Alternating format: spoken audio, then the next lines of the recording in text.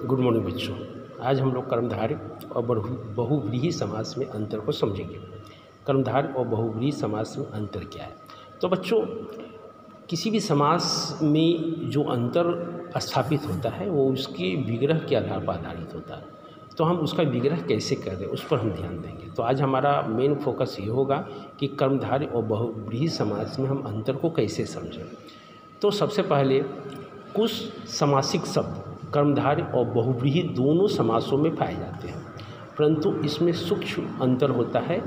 इन दोनों का अंतर समझने के लिए इसके विग्रह को ध्यान में समझना होगा। यानी कि विग्रह, हम अगर वो विग्रह को अलग प्रकार से कर दें तो उसका समास भी चेंज हो जाएगा।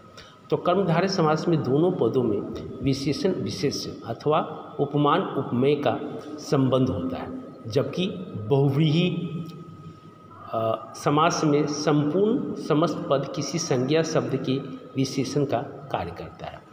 इसी प्रकार के कुछ उदाहरण देखिए।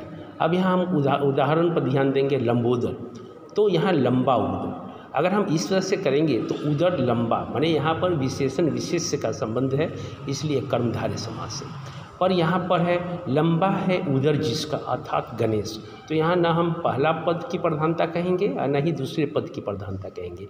इसे किसी और पद की ओर ध्यान जाएगा, यानी कि किसी संज्ञा शब्द की विशेषता को बता रहा है, इसलिए एक बहुव्रीहि समास है। लंबा है उदर जिसका, अगर इस तरह से हम विग्रह करते हैं तो बहुव्रीहि समास में चला जाएगा।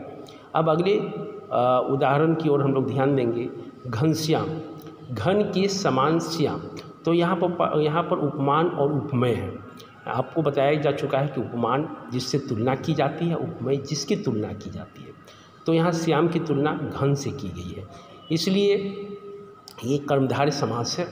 अब यहाँ पर घन के समान श्याम है जो, माने किसी संज्ञा पद की विशेषता को बता रहा है, इसलिए ये बहुव्रीहि समास है।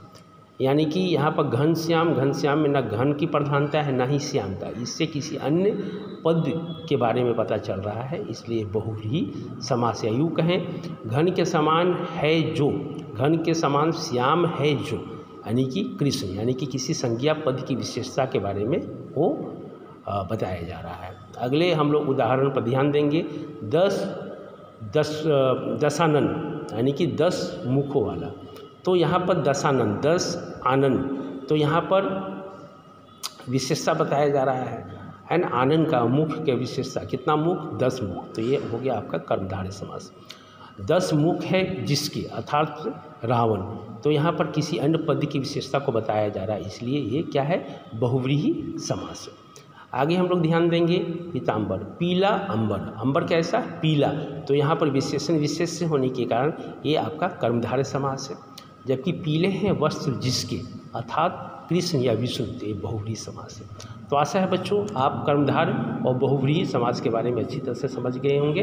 कल के वीडियो में हम लोग द्विगु और बहुव्रीहि समास में अंतर को समझेंगे। तब तक के लिए धन्यवाद।